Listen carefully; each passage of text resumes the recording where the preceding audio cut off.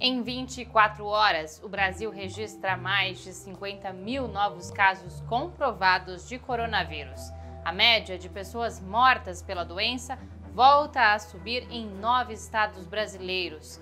Na entrevista central, o médico infectologista Gerson Salvador avalia a inércia do governo federal para conter o novo avanço do vírus. E, em meio às altas taxas de infecção, as escolas e universidades resistem às tentativas do governo de impor uma retomada das atividades presenciais. É o que você acompanha em nossa reportagem.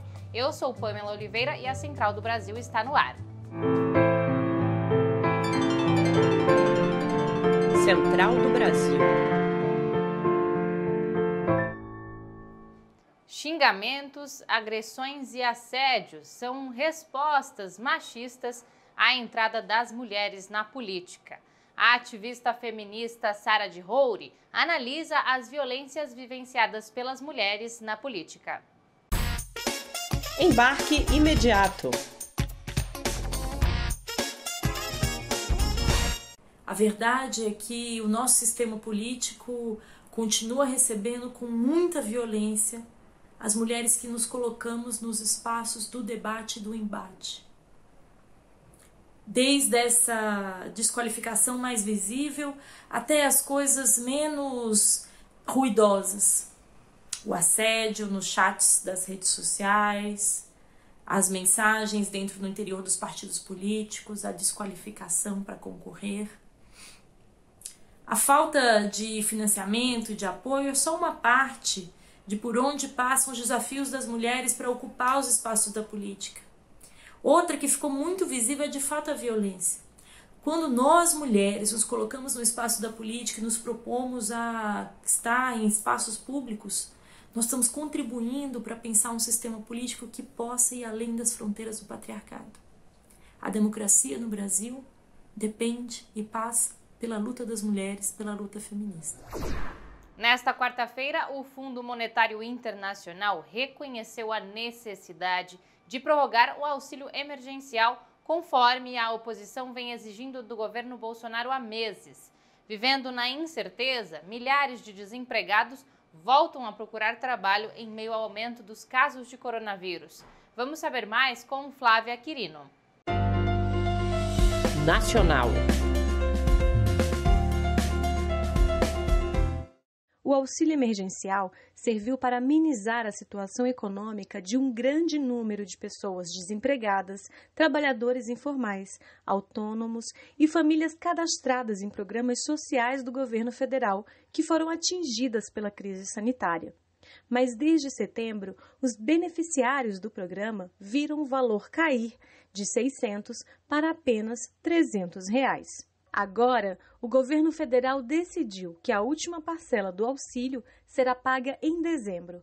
Para o cozinheiro Olívio Filho, o fim do auxílio emergencial vai aumentar as desigualdades no país.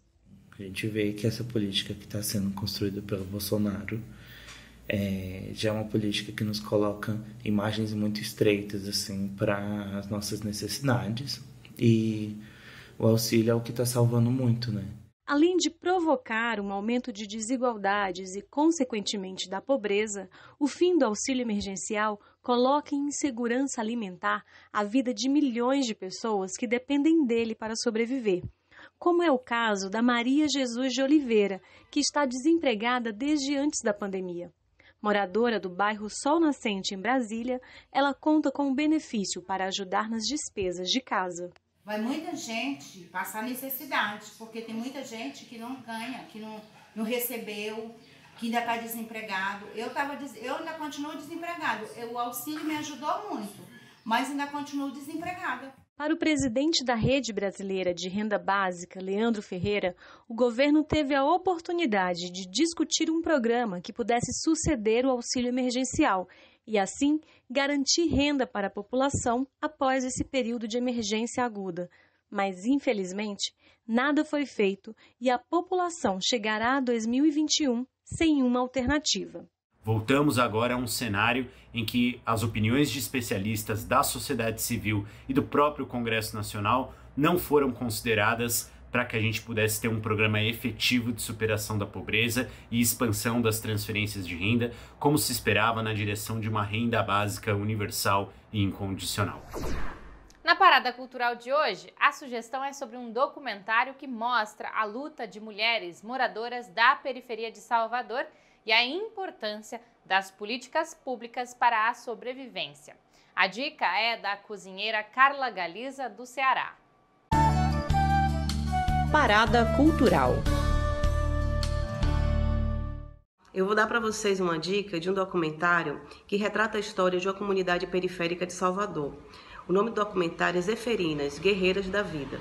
Esse documentário, ele fala sobre mulheres guerreiras. Ele fala sobre ancestralidade, sobre luta, sobre resistência, mas fala também sobre desigualdade social. Fala sobre a importância de se ter políticas públicas que atendam às necessidades do povo. Falar sobre esse documentário é falar sobre luta e resistência, mas sobretudo é falar sobre liberdade e dignidade de um povo, do povo negro. Poucas horas depois de anunciar uma portaria que obrigava as universidades federais a iniciarem as aulas presenciais em janeiro, o Ministério da Educação revogou a medida.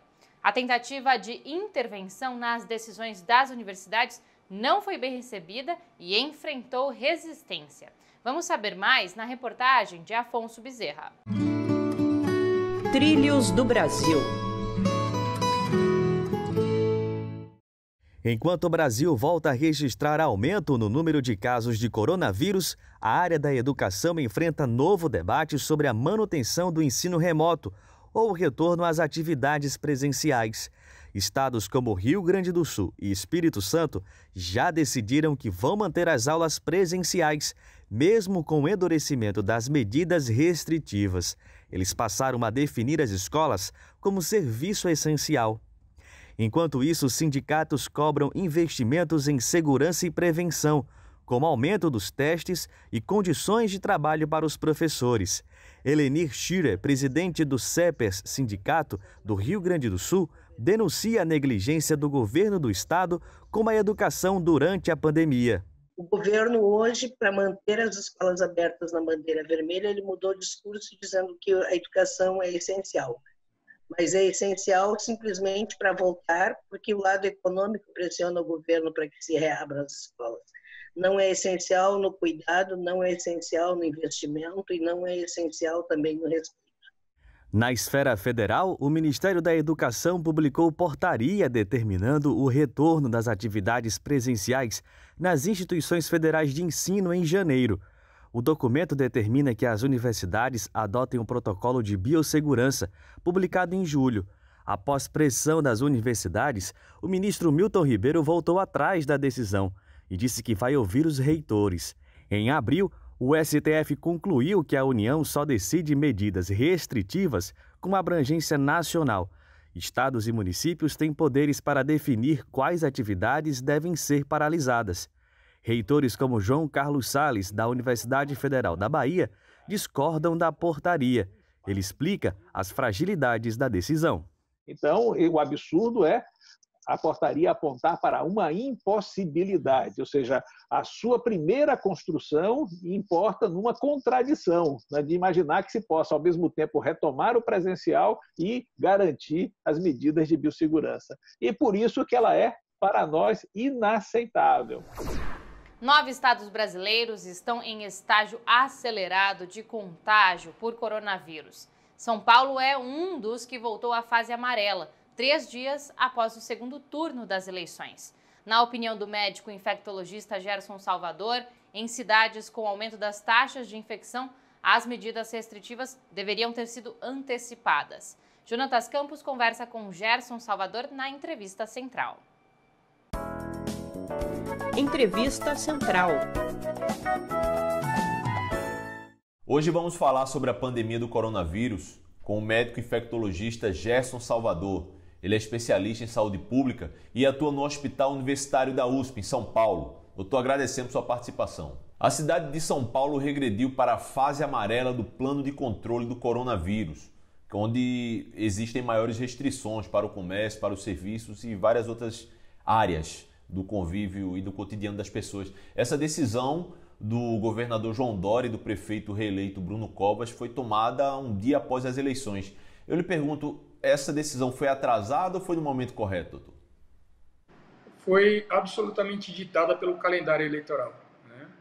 Haja vista que o comitê da secretaria, ele se reuniu no mês de julho 5 vezes, o comitê de especialistas, para avaliar a situação, né? No mês de agosto foram 3 reuniões. E desde o dia 9 de outubro não havia nenhuma reunião do comitê, que são pessoas de elevada qualidade técnica e acadêmica, tá? Então faço essa menção.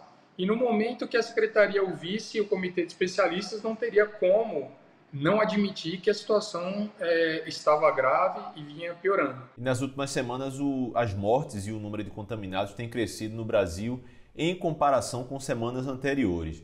Você considera que estamos em uma nova onda ou é precipitado avaliar dessa forma?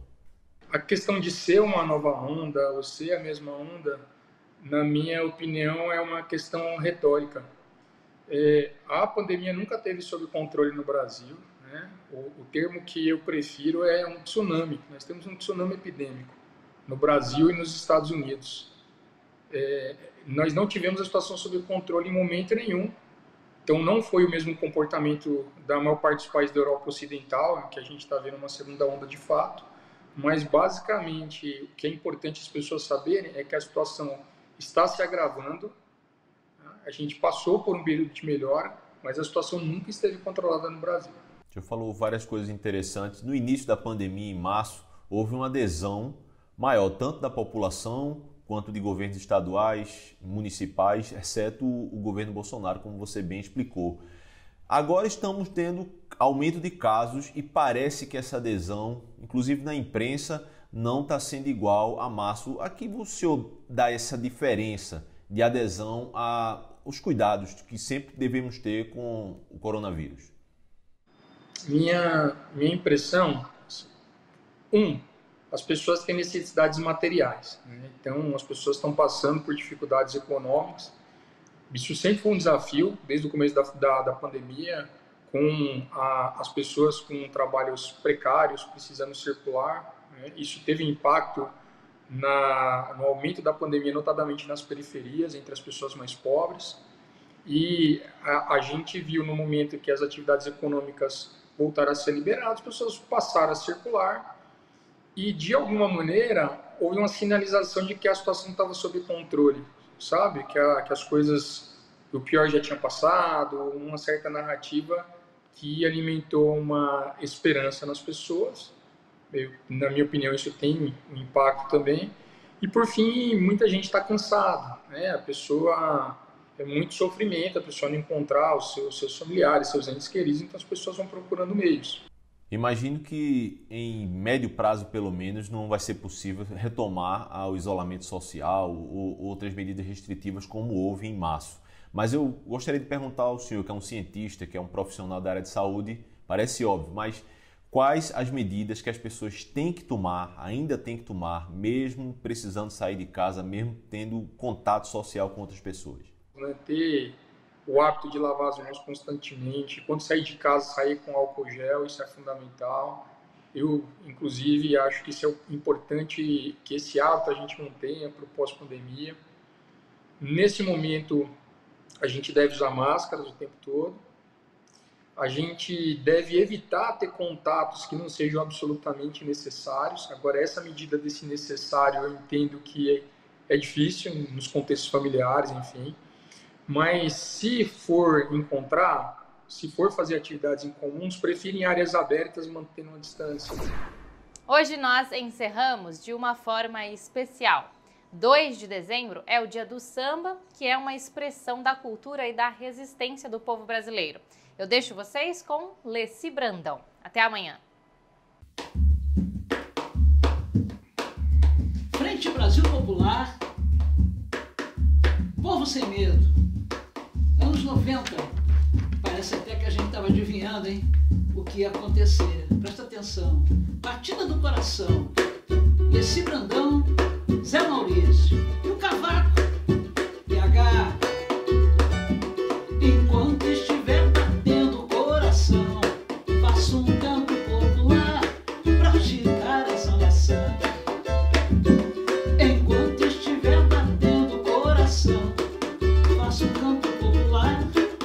agitar essa nação.